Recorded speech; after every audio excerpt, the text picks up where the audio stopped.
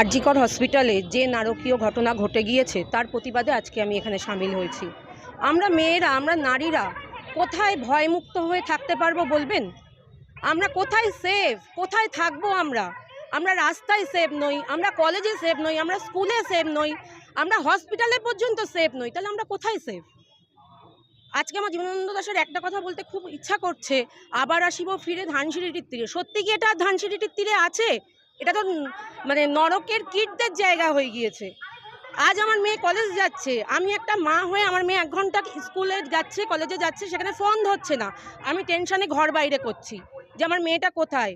এই পরিস্থিতি কতদিন চলবে? কিভাবে চলবে? কোথায় গেলে মুক্তি পাবো আমরা? কোথায় গেলে স্বাধীনতা পাবো? আমাদেরকে রাস্তা দেখান, আপনারা প্লিজ আমাদেরকে রাস্তা দেখান। সব ছেলেরা দোষী নয়, কিন্তু যারা দোষ করছে সেই অপরাধীদের দৃষ্টান্তমূলক শাস্তি চাই, এবং এমন কঠোর শাস্তি চাই যাতে দ্বিতীয়বার এরকম কিছু করতে গেলে তাকে একবার ভাবতে হবে যে আমি কিন্তু ছাড় পাবো না।